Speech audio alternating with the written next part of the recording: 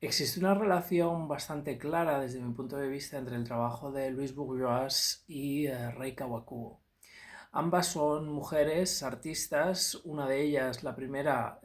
desarrolló su trabajo fundamentalmente en el escenario del arte contemporáneo, con un trabajo que tiene muchísimos vínculos con la escultura,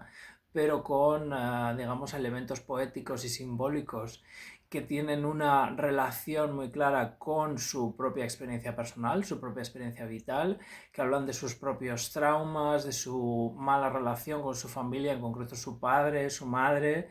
y su aproximación a su propia sexualidad. Y Rei Kawakubo, una diseñadora de moda de origen japonés que, digamos, es la cabeza visible de Comme des Garçons y bueno, que lleva muchísimas décadas presentando sus colecciones en París, hace una aproximación a la moda desde, digamos, lo escultórico. El cuerpo, la anatomía femenina masculina, claramente en su trabajo no le interesan, son, digamos, una excusa o un elemento portador de su trabajo escultórico, pero realmente no trata de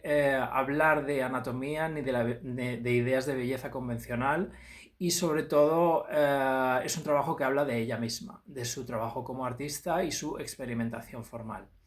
Y creo que estas son, digamos, una manera de entender la creación que al final tiene mucho que ver con el monólogo interno que cualquier artista tiene y en estas dos artistas es muy claro, ¿no? Louise Bourgeois desarrolla un trabajo escultórico, digamos que empezó a desarrollar en los años 60 en un contexto de creación de pintura, digamos, abstracta, sobre todo en el contexto de Estados Unidos, aunque también en Francia, con artistas como Barnett Newman, Rothko o el mismo Jackson Pollock, en el que de alguna manera ella introdujo dentro de su trabajo escultórico todo su trauma personal, su vivencia en la que la relación con su padre fue bastante traumática y a su vez hablaba de la idea de su madre a través de estas esculturas en forma de araña que la iban a llevar sobre todo a el mundo textil y muy de destacar es el proyecto que realizó ya a final de su carrera relacionado con el cuerpo como objeto de deseo, en el que realiza una serie de, digamos, representaciones de la anatomía humana deformada. Son, digamos, figuras, cuerpos aparentemente mutilados o deformes, con, una estructura corporal que genera rechazo y que habla de alguna manera de esa relación traumática que ella misma tenía con su propia sexualidad. Y,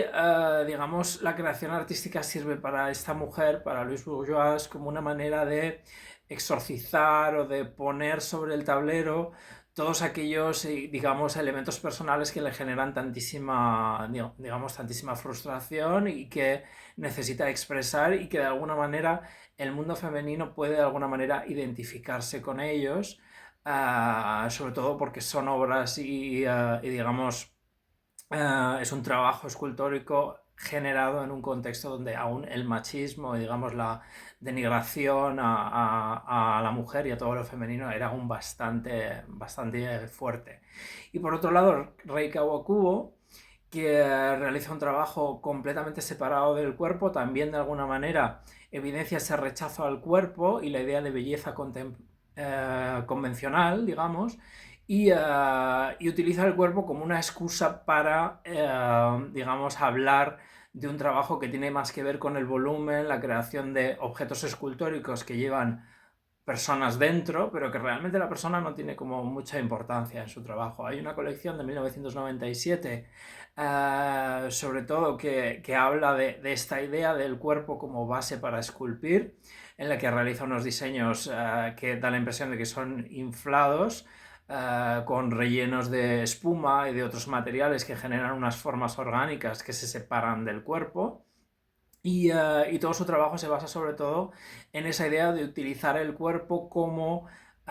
digamos, soporte de o bien o formas orgánicas que son puramente esculturas,